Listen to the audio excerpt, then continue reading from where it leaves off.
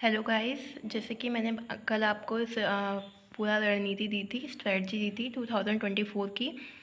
तो उसके अकॉर्डिंग मैंने बताया था कि फर्स्टली आपको बेसिक्स कंप्लीट करना है। तो बेसिक्स कंप्लीट करने में आपका एनसीईआरटी बहुत बड़ा रोल निभाता है।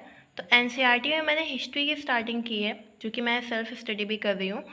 तो जो मैंने खुद के लिए नोट्स बनाए हैं वो मैं आपको भी शेयर करूँगी, जिससे कि आपकी भी हेल्प हो पाएगी एंड मैं भी अपनी हेल्प कर पाऊँगी।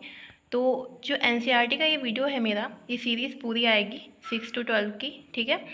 तो आप अगर आगे कंटिन्यू करना चाहते हैं तो आप सब्सक्राइब करिए, शेयर करिए एंड लाइक कीजिए, ठीक है।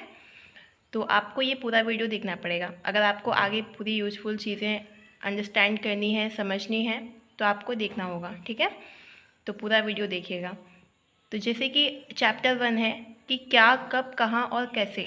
तो ये हमें चैप्टर क्यों पढ़ना है, सबसे मेन चीज़। कोई भी चीज़ पढ़ने से पहले हमें पता होनी चाहिए कि हमें वो क्यों पढ़नी है। तो फर्स्टली आपको ये पता होना चाहिए कि आप जिस चीज़ का अध्ययन करने जा रहे हैं, स्टडी करने जा रहे हैं, तो आपके लिए वो इम्पॉर्टेंट है या नहीं है।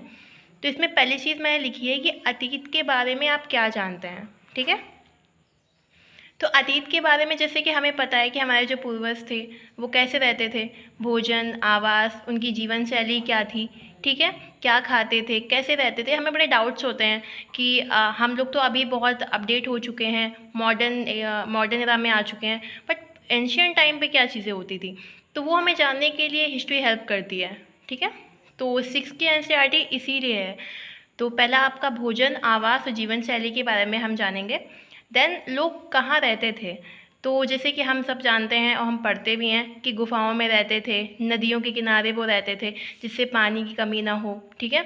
जंगल में, गुफाओं पे, पेड़ों पे रहते थे, चित्रकारी करते थे, फसलें उगाते थे, पशुपालन करते थे। चावल के साक्ष्य मिले हैं विंध्य प्रदेश से। तो धान की, सबसे पहले धान और जौ ही आया था, ठीक है। तो इसकी जानकारी मिलती है। देश का नाम कैसे पड़ा, सबसे मेन चीज़ ये भी हम पढ़ते हैं। तो ये भी इस चैप्टर में बताया गया है कि जैसे कि इंडिया को इंडस कहा जाता था, ठीक है। सिंधु से इंडस बना है। सिंधु जो शब्द है वो संस्कृत का शब्द है, ठीक है। 2500 वर्ष पूर्व यूनानियों द्वारा कहा गया था सिंधु को हिंदोस। हिंदोस से ही इंडस पड़ा है। और जो भारत है, भारत शब्द भरत से बना है, ठीक है। तो भरत में जो ये भरत शब्द है, इसका ऋग्वेद में उल्लेख किया गया है और इसमें कहा गया है कि भरत एक कबीले का समूह, ये भारत नाम पड़ा है। लेकिन बहुत सारी कहानियाँ भी प्रचलित हैं कि एक भरत राजा थे, उनके नाम पे पड़ा हुआ है। तो ये बहुत सारी मत विभिन्नता हो जाती है जहाँ पे हमें कुछ कंफर्म नहीं है।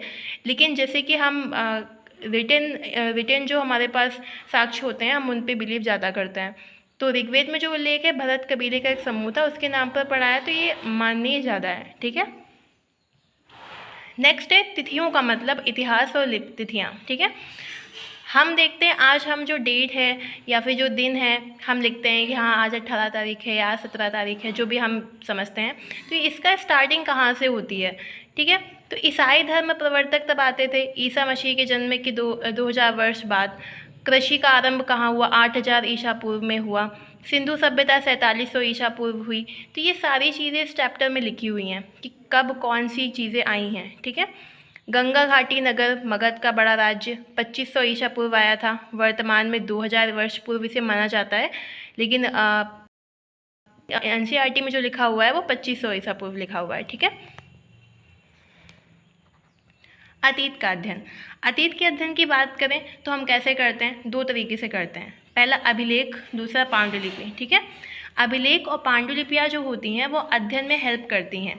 अभिलेख जैसे पत्थर की शिलाओं पे, आगे हम पढ़ेंगे अशोक के अभिलेख के बारे में, बिंदुसार के अभिलेख के बारे में। बिंबिसार हो गया, बिंदुसार हो गया, दोनों अलग अलग हैं, आगे विस्तृत चर्चा की जाएगी इसकी। तो अभिलेख और पांडुलिपि। तो अभिलेख पत्थरों पे लिखे जाते थे, जो वो लिखते थे, चित्रकारी करते थे, उससे हमें पता चलता था कि इन लोगों का रहन सहन कैसा है, क्या ये लोग खाते पीते हैं, एंटरटेनमेंट के लिए क्या ये यूज़ करते हैं। तो वो सारी चीज़ें हमें पता होती हैं। पांडुलिपियाँ क्या होती हैं, पांडुलिपियाँ होती हैं, भुर्ज पेड़ होता था, एक भुर्ज पेड़ की छाल है, उस पर ये लिखी जाती थी, ठीक है, 1000 वर्ष पूर्व। तो ये पांडुलिपियाँ जो मिली हैं, कुछ पढ़ी गई हैं, कुछ नहीं भी पढ़ी गई हैं, क्योंकि वो लिपियाँ जो हैं अभी, छाल जो है उसका एक टाइम पीरियड होता है, तो अभी वो पीली पड़ गई है, टूटी फूटी भी मिली हुई हैं, तो इनको अभी पढ़ा नहीं जा सका है। कुछ पढ़ी भी जा चुकी हैं, कुछ नहीं पढ़ी जा चुकी हैं, ठीक है। इसके अलावा हम एक चीज़ में बहुत कन्फ्यूज़न होती है हमें, BCE और AD, देखो मतलब होता है बिफोर क्रिश्चियन एरा, ठीक है। AD का मतलब होता है एनो डोमिनी। AD मतलब सन, जो हम लिखते हैं जैसे 2012, 2011, 2022, 2023, ये हमारा सन हो गया। बिफोर क्राइस्ट एरा होता है कि लाइक जैसे कि ईसा मसीह का जन्म सन 1 माना जाता है, ठीक है। ईसा मसीह के जन्म के पूर्व जो भी हम गिनते हैं वो बिफोर क्रिश्चियन एरा में माना जाता है, और उनके बाद जो हम गिनते हैं वो सन माना जाता है, AD में माना जाता है, ठीक है। तो अभी हम AD लिखते हैं, ठीक है। फर्स्ट चैप्टर हमारा इतना ही था। उसके बाद सेकेंड चैप्टर है। अब सेकेंड चैप्टर में आखेट खाद्य संग्रह से भोजन उत्पादक तक, वहाँ हमने सीखा कि अतीत में क्या क्या चीज़ें थीं, हम क्या क्या जानकारी लेते हैं। अब हम यहाँ पे सीखेंगे कि आखेट खाद्य संग्रह से, जहाँ वो शिकार करते थे, शिकार करके खाना या कच्चा मांस खा लेना, तो वहाँ से लेके ये भोजन उत्पादक कैसे बने, इन्होंने फसलें उगाना कैसे सीखा, तो वो इस चैप्टर में बताया गया है, ठीक है। तो सबसे पहले मैंने हेडिंग लगाई है कि आरंभिक मानव क्यों घूमता फिरता था, इसका कारण क्या था।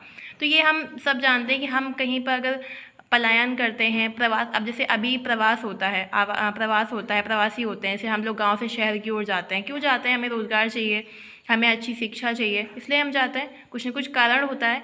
तो वैसे ही पुराने टाइम पे क्या होता था कि आरंभिक जो मानव था वो भोजन के लिए, शिकार के लिए, पानी की तलाश के लिए, जैसे कि नदियों के किनारे रह रहे हैं तो वहाँ की नदियाँ अगर सूख गई, ठीक है, ऐसे बाढ़ आ गई वहाँ पे, या तो उनका जो आश्रय है वो ख़त्म हो गया, जलवायु परिवर्तन होता था, सूखा पड़ गया, अकाल आ गया, तो इन सब चीज़ों की वजह से वो पलायन करते थे, ठीक है। अब इसकी जानकारी कैसे मिलती है कि आरंभिक मानव कैसे थे, ठीक है। तो जैसे कि औजार होते हैं, अब नॉर्मली आपने सुना ही होगा पूरा पाषाण काल, मध्य पाषाण काल, नव पाषाण काल, ठीक है। तो ये काल जो डिवीज़न हुआ है ये औजारों के आधार पर ही हुआ है कि पूरा पाषाण काल में जो औजार थे वो थोड़े से भद्दे थे, मोटे थे, इनमें नुकीलापन कम था। मध्य पाषाण काल में आए तो इनकी जो औजारों की एक बनावट थी वो थोड़ी सी सुधरी, ये थोड़े से नुकीले होना स्टार्ट हो गए, ठीक है। नव पाषाण काल में ये बहुत शार्प हो गए। तो यहाँ से जो ये औजारों की बनावट, जो हमें औजार मिले, उनसे हम एक काल विभाजन करते हैं। और पूरा पाषाण काल में भी 3 डिवीज़न किए गए हैं, तो इसमें सिर्फ डिवीज़न बताया गया है, यहाँ पे ज़्यादा कुछ नहीं बताया गया, आगे हम डिटेल में पढ़ेंगे। तो मध्य पाषाण काल जो है वो खेती और पशुपालन की शुरुआत यहाँ पे होती है। अब ये क्यों होती है, इसका कारण है कि यहाँ पे आके जलवायु परिवर्तन हुआ।